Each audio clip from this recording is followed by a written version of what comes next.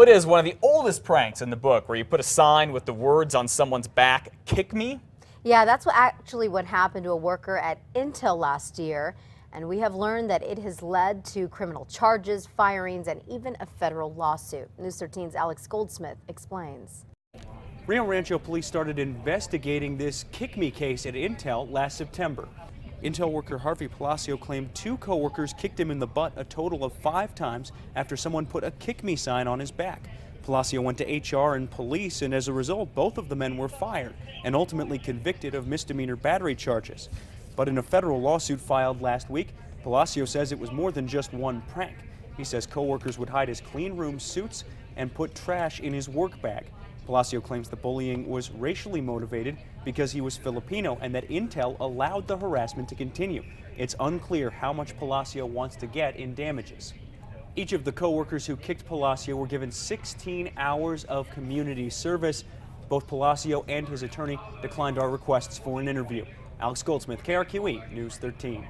Intel says it is still looking through the lawsuit and did not want to comment at this point.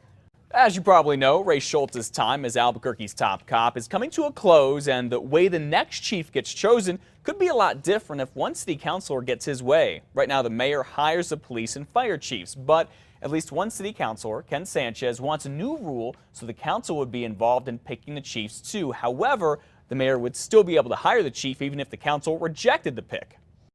But when 45% of the entire city budget is going to public safety, I think that we need to be involved in hoping that the mayor makes the right selection in who's going to serve in those capacities. The mayor has vowed to veto the new rule if it passes, but the council could override that veto as well. Today's your chance to honor police officers and sheriff's deputies who have died in the line of duty. There's a special ceremony for them with Albuquerque's police chief, Bernalillo County Sheriff, and more. It's at noon at Civic Plaza downtown.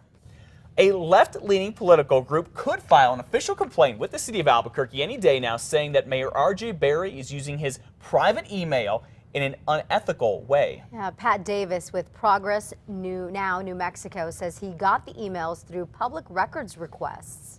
The mayor, along with some of his chief staff, were using private emails to communicate with city business developers who were pushing a big public works project that they could have been in line to make hundreds of thousands of dollars on.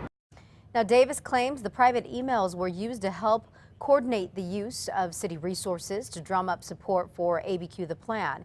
He says that's a violation of the city election code and may even be a violation of federal law, he says.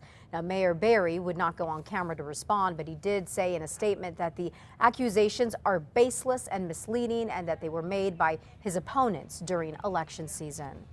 Well, today we could learn more about a man who hadn't been seen in days and was found dead in Albuquerque this weekend. Officers found the man's body in his apartment near San Mateo and McLeod Northeast on Sunday after he hadn't been seen for 5 days. They called out the violent crimes team, but wouldn't say exactly why. Police aren't releasing the man's name, but say he's in his mid-30s. Wake up. Farmington Police. You know where you are right now? All right, police released dash cam video showing the recent arrest of a man who was once convicted of helping to brand a swastika onto a developmentally disabled man using a hot coat hanger. Officers say William Hatch was found passed out in the car in the middle of a road in Farmington last month with a pack of beer and several open containers of alcohol. Once they woke him up, police say Hatch argued with him and could not follow the field sobriety test. From your tip of your toes to that car, do you see that imaginary straight line? No. No? I need you to imagine it, okay? Okay, I can imagine. Yes, that's what I want you to do. But that's unfair, sir. It's unfair? Do you want to use this line right here then? Well, I can imagine. In 2010, Hatch and 2 other men lured Vincent Key from a McDonald's to an apartment where they branded him and shaved a swastika on the back of his head. Hatch was sentenced to more than a year in federal prison and 3 years probation. He is now charged with aggravated DWI and resisting an officer.